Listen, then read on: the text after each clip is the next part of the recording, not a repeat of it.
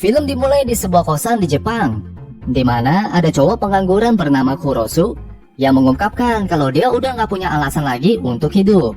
Akhirnya dia memutuskan mau bunuh diri, tapi bunuh dirinya gagal ketika dia melakukannya. Setelah itu dia melihat ada sebuah cahaya layaknya seperti harapan, yang ternyata itu berasal dari lubang dinding yang dia rusak ketika mau bunuh diri. Dia mendekati lubang itu dan langsung terpesona melihat seorang cewek cakep yang lagi makan. Lubang dinding itu berasal dari balik rak buku si cewek. Dan sampai keesokan harinya, dia nggak bisa berpaling melihat si cewek cakep yang jadi tetangganya. Kurosu terus-terusan ngintipin si cewek. Dan akhirnya momen yang paling dia tunggu-tunggu terjadi juga. Tapi penglihatannya terbatas. Jadi dia memutuskan untuk ngintipin si cewek dari balik pintu kosannya. Ketika melakukannya, dia nggak menyadari kalau dia lagi diliatin sama seorang cewek kacamata di bawah kosannya. Tapi si cewek itu mengabaikannya dan pergi ke kosan kakaknya yang berada di bawah lantai dari kosan Kurosu. Dia memanggil kakaknya, tapi si kakak tampaknya nggak ada di tempat. Jadi si cewek menaruh kantong kresek makanan di gagang pintunya. Kurosu melihat ini, dan karena dia kelaparan, dia pun memutuskan untuk mencuri makanan itu. Tapi dia gak menyadari kalau dia diliatin sama tetangga sebelahnya ketika lagi makan. Setelah Kurosu memberikan alasannya, si cewek mulai berkenalan sama Kurosu. Dan dia memperkenalkan dirinya bernama Miyaichi. Mia kebetulan lagi masak, jadi dia menawarkan Kurosu untuk makan bareng. Di dalam dia mengetahui kalau Mia adalah seorang mahasiswi dan memeriksa lubang dari rak bukunya. Tapi tindakannya segera terganggu ketika Mia bilang udah selesai masaknya. Akhirnya Kurosu pun mendapat semangat hidupnya lagi. Tapi tentu aja dia masih terus-terusan ngintipin si Mia dan menjadi senang bisa dapat makan gratis dari kosannya. Suatu hari Kurosu mulai sharing tentang kehidupannya dengan mengaku kalau hidupnya sebagai manusia udah tamat dan menjadi pengangguran. Sampai-sampai dia insecure sama dirinya sendiri, berpikir kalau Mia akan menyesal suatu hari nanti udah berteman sama dia. Tapi Mia nggak terlalu memikirkannya dan berpikir kalau pertemanan mereka bisa indah, bukankah itu bakal mantap, katanya. Yang membuat Kurosu menjadi sempat terdiam. Di malamnya, Kurosu mau mengurungkan niat ngintipnya karena menganggap tindakannya adalah kejahatan. Tapi pada akhirnya dia nggak bisa, dengan alasan ada peraturan gak boleh menempeli jarum di tembok. Alasan aja loh. Dia ngintip lagi dan melihat Mia dan seorang pria berjas hitam masuk ke kosan. Mia terlihat memakai jas hujan ponco transparan. Dan tiba-tiba si pria mau macam-macam sama dia. Kurosu pun menjadi kaget. Kemudian menjadi lebih kaget ketika Mia menyerang si pria. Dan dia pun ditebas lehernya. Mia pun menjadi senang setelah melakukannya. Tapi penglihatan Kurosu segera terhenti ketika ada buku yang memblokir lubangnya. Yandere. Setelah kejadian itu, datang Mia ke kosannya Kurosu yang membawakan makanan. Dia beralasan lagi pengen mau makan bareng sama Kurosu, yang membuat Kurosu menganggap, paling tadi cuma ilusi. Dia kemudian menggeser buku yang menghalangi lubangnya untuk memastikannya dan melihat ruangannya yang udah bersih, menandakan dugaannya benar kalau itu cuma ilusi. Namun di malam selanjutnya, dia melihat Mia yang bersama seorang pria lainnya dengan memakai pakaian yang sama. Dia menyerang si pria dengan gaya yang sama dan lehernya pun ditebas. Dan Mia senyum lagi. Ternyata kejadiannya memang beneran. Dia membuat Kurosu teriak dan Mia pun langsung menyerang di mana arah suara itu. Untungnya Kurosu terhindar sama cutter milik Mia dan dia pun ketahuan. Jadi dia cepat-cepat kabur dari psikopat Mia. Kurosu kabur naik ke atas gedung, tapi nasibnya dia menjadi terjebak. Mia pun akhirnya mengetahui kalau Kurosu udah melihat tindakannya sejak lama dan menanyakan apakah masih mau makan bareng. Kurosu nggak menjawabnya, jadi Mia mengancam akan membunuhnya. Tapi kebetulan dia memang berniat untuk tewas, namun dia nggak bisa melakukannya. Dia mengaku setelah ngintipin Mia dari lubang itu, dia menjadi jatuh cinta. Jadi dia mengurungkan niatnya untuk bunuh diri. Sekarang dia udah nggak tahu lagi harus bagaimana menjalani hidup. Oleh karena itu dia mempersilahkan Mia untuk membunuhnya. Namun ini membuat Mia menjadi tertarik sama Kurosu dan menanyakan apa yang dipikirkan sama dia dari lubuk hati paling terdalam. Jawaban Kurosu ternyata membuat Mia terdiam, yaitu dia mau berpacaran. Dan ternyata Mia pun menerimanya. Suasana pun berubah menjadi romantis. Oleh karena itu Kurosu mau menggoninya. Tapi Mia bilang, masih belum boleh, nanti kubunuh loh. Namun dia meminta untuk terus ngintipin dia. Mantap. Esok harinya terlihat si cewek kacamata yang udah bertemu sama kakaknya bernama Kawasaki yang demen sama empus. Kemudian ketika Kurosu lagi cuci pakaian dengan mesin cucinya Mia, dia bertemu sama mereka di bawah dan berkenalan. Hari-hari Kurosu pun menjadi lebih berwarna ketika udah pacaran sama Mia. Bahkan Mia dengan baiknya menolak untuk lubangnya ditambal. Enak banget. Tapi masih ada satu hal yang harus dilakukan sama Kurosu, yaitu bekerja. Jadi dia mulai bekerja sebagai kasir di Indo April dekat kosannya. Suatu hari Mia meminta cowoknya untuk membantu dia mengangkat sebuah barang ke laboratorium kampusnya. Dalam perjalanan, dia melihat cowoknya yang menjadi murung. Dan Kurosu bilang kalau dia pernah ikut pendaftaran masuk ke universitas selama 2 tahun, tapi selalu gagal. Tiba-tiba pembicaraan mereka terganggu ketika ada seorang mahasiswa yang memanggil Mia. Karena Mia adalah mahasiswi populer di mata-mata cowok kampus itu, si mahasiswa bertanya siapa Kurosu ini. Dan ketika Mia menjawab kalau dia adalah cowoknya, teman-temannya pun menjadi nggak percaya mendengarnya. Di dalam kelas, Kurosu pun menjadi termotivasi dengan bilang kalau dia akan masuk ke universitas ini. Karena saat ini yang dia lihat sekarang adalah masa depan mereka. Dan dia ingin menjadi lelaki yang pantas untuk Mia. Tapi Mia mengingatkan Kurosu, aku ini pembunuh loh. Kemudian ketika mereka pulang bareng, Mia mengajak Kurosu mendekati seorang wanita di gang. Di sana dia memakai jas hujannya, kemudian mengajak si wanita berdansa, dan dia pun ditebas. Hari demi hari, Kurosu menemani ceweknya membunuh seseorang terus-menerus. Jadi membuat Kurosu bertanya apakah mereka pernah melakukan sesuatu yang jahat ke dia. Mia menjawab nggak pernah. Tapi dia menentukan peraturan sendiri dalam membunuh seseorang dan beralasan kalau seseorang itu yang dia bunuh adalah penjahat. Oleh karena itu dia membunuhnya.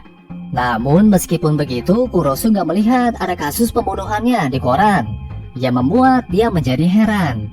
Di sore hari, dia melihat Kawasaki yang lagi main sama empusnya, yang membuat Kurosu menganggap dia seseorang yang demen sama kucing. Ketika Kurosu akhirnya gajian, dia bertemu sama si cewek kacamata itu lagi, yang memperkenalkan dirinya bernama Haruko. Dan dia berterima kasih ke Kurosu udah berteman baik sama kakaknya. Semuanya pun berjalan baik. Sampai di malamnya Kurosu ngintipin Mia lagi dan melihat Kawasaki lagi disekap sama Mia. Kurosu pun menjadi kaget, kan dia kelihatan orang baik-baik aja. Jadi dia bertanya ke Mia tentang apa kesalahan Kawasaki. Tapi Mia malah menyuruh dia untuk ngintip secara seksama, dan Kawasaki pun ditebas. Gak lama setelah itu datang beberapa petugas dan seorang wanita yang tampaknya menjadi ketuanya, yang membuat Kurosu menjadi penasaran. Oleh karena itu dia mendatangi kosan Mia. Di sana dia melihat para petugas itu ternyata melenyapkan bukti-bukti dengan mengganti benda-benda yang terciprat darah ke yang baru supaya terlihat seperti gak terjadi apa-apa. Kemudian Kurosu bertanya ke Simba apa yang mereka lakukan. Pertama, Simba bilang kalau namanya adalah Reina, dan tugas mereka adalah membersihkan mayat beserta tempat kejadian perkaranya. Lalu Kurosu menjadi heran kenapa Mia membunuh Kawasaki. Untuk memberitahunya, Mbak Reina pun langsung menunjukkan lokasi kosannya Kawasaki. Dan ternyata dia adalah tukang bunuh empus untuk diambil organ-organnya. Mbak Reina bilang kalau suatu saat nanti Kurosu bakal dibunuh juga sama Mia. Karena meskipun dia akrab sama seseorang, gak ada pengecualian baginya. Esok harinya Kurosu bertemu sama Haruko lagi. Dan dia bertanya tentang kabar kakaknya, karena dia gak pernah pulang ke rumah. Pembicaraan mereka ternyata didengar sama Mia, dan menawarkan Haruko ke kosannya untuk menunggu kakaknya. Karena takut dia bakal dibunuh, Kurosu pun sontak bilang, oh jangan. dan membuat alibi tentang Mia yang udah ada janji, serta akan mengabari Haruko kalau nanti dia bertemu sama Kawasaki, yang membuat Mia menjadi kesal. Namun beberapa waktu kemudian setelah pertemuan itu, Haruko mengabari Kurosu kalau ternyata Kawasaki udah gak pulang-pulang ke rumah selama 1 bulan dari orang tuanya. Jadi mereka memutuskan untuk memanggil polisi. Tapi Haruko menolak karena dia gak mau lingkungan kakaknya menjadi jelek. Sebagai gantinya, dia mau ditemani sama Kurosu untuk ketemuan sama pemilik kos untuk ke kosan kakaknya. Kurosu pun jadi susah untuk menolaknya. Jadi mau gak mau dia temenin Haruko untuk ke kosan Kawasaki. Sempat menduga Haruko bakal kaget, pemikirannya langsung berubah ketika nggak ada terjadi apa-apa. Yang ternyata kosan Kawasaki udah berubah menjadi bersih plong. Nggak ada benda-benda lagi untuk memutilasi kucing. Di sana mereka malah menemukan tiket penerbangan Kawasaki yang lagi pergi ke Thailand. Dan Kurosu pun menjadi tenang. Ketika mereka pulang bareng dan membicarakan Mia, Haruko langsung menebak kalau dia adalah pacarnya Kurosu. Tapi Kurosu bilang meskipun mereka pacaran, dia merasa kesannya seperti nggak serasi gitu. Ini membuat Haruko merasa masih ada peluang untuk mendapatkan Kurosu, karena Haruko mulai suka sama dia. Kemudian di malamnya, Kurosu melihat Mia di kejauhan di suatu tempat, dan menganggap dia selingkuh sama orang itu. Jadi setibanya di kosan, Kurosu langsung bertanya ke Mia siapa orang itu. Namun dia nggak memberitahunya, dan membalas kalau ini gara-gara Kurosu yang malah deket-deket sama Haruko. Akhirnya mereka menjadi agak berantem, dengan Kurosu yang bilang kalau dia melakukan ini demi Mia. Untuk membuktikan cintanya, dia pun memeluknya dari belakang dan mau tukeran gong lagi. Tapi Mia masih menolaknya dan bilang lagi dengan kalimat yang sama, masih belum boleh, kubunuh loh. Setelah itu Mia datang ke tempat geng tersebut, yang ternyata mereka udah mengenal Mia yang udah membunuh salah satu teman mereka sebelumnya. Tujuan dia datang adalah untuk memberitahu kalau dia menolak permintaan mereka yang mau mengajak kerjasama, yang membuat salah satu anggotanya mau memukulnya. Tapi tindakannya langsung dihentiin ketika leader mereka keluar. Si leader meminta langsung ke Mia untuk menjadi rekan, karena mengetahui kalau dia adalah psikopat dan punya koneksi untuk mengurusi mayat. Mereka lagi dalam masalah karena makin banyak orang yang mengacaukan geng mereka. Oleh karena itu mereka meminta Mia untuk membunuh para pengganggu.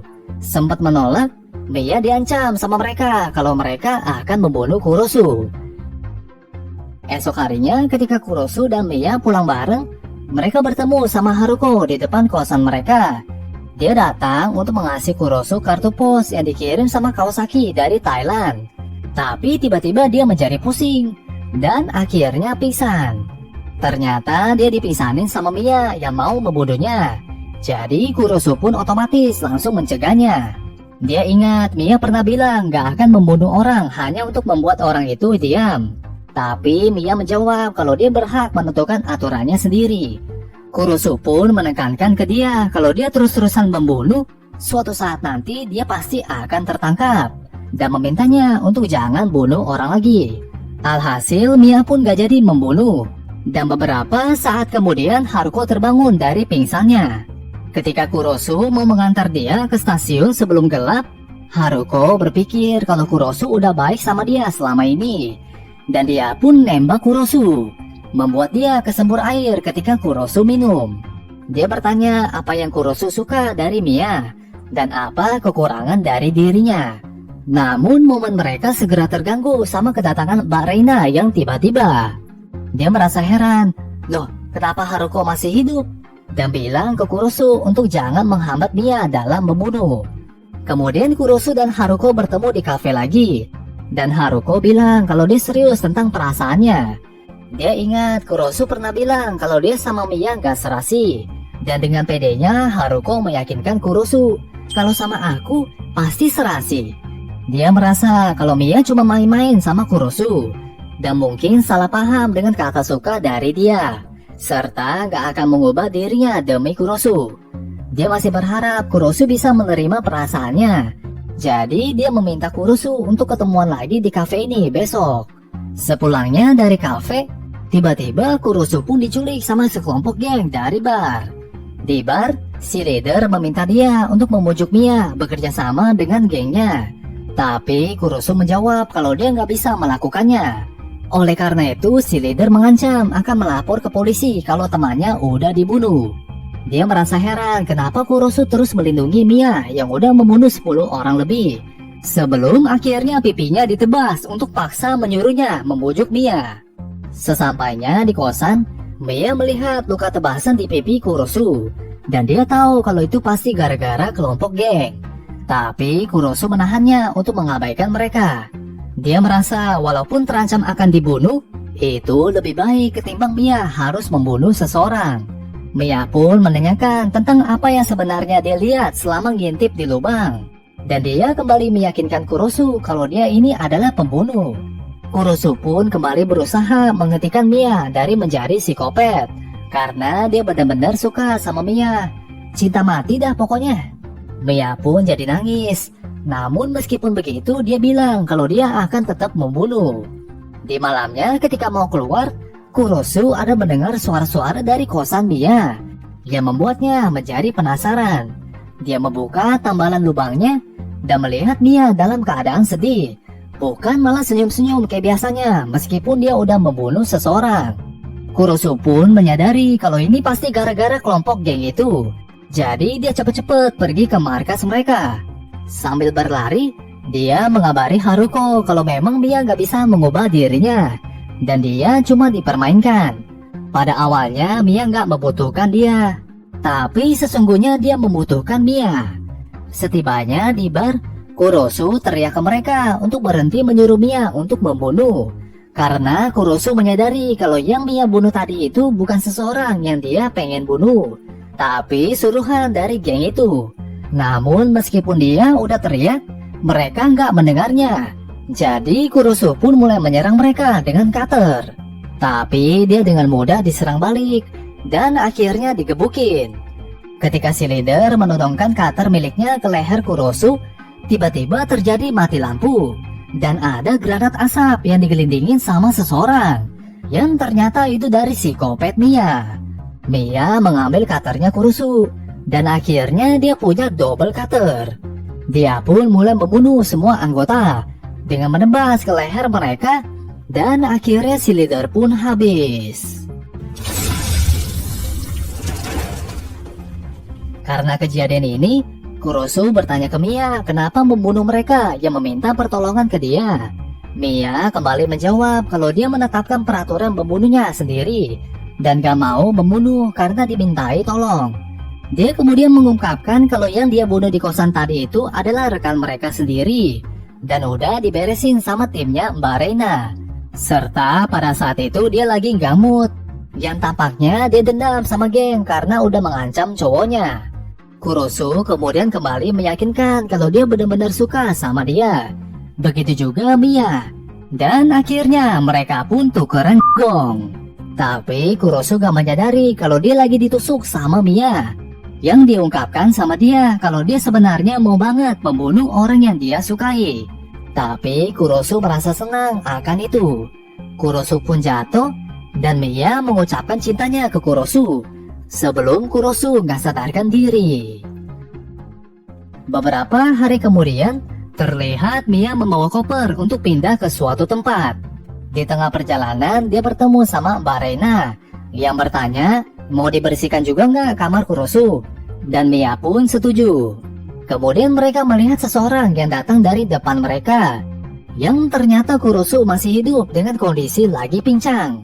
Mbak Reina pun bertanya kenapa nggak membunuhnya. Mia menjawab, sayang kalau dibunuh. Sebelum pergi, Mbak Reina berpesan ke Kurosu walaupun nanti bakal tinggal bersama Mia, kadang-kadang luangkanlah untuk intipin dia. Mantap. Ketika mereka melanjutkan perjalanan, Mia bilang kalau dia akan berhenti membunuh, tapi suatu saat nanti dia akan membunuh Kurosu. Kurosu pun senang hati dengan bilang, silakan bunuh aku kapan aja, leherku adalah milikmu. Film diakhiri dengan mereka yang belum tahu nama lengkap mereka masing-masing.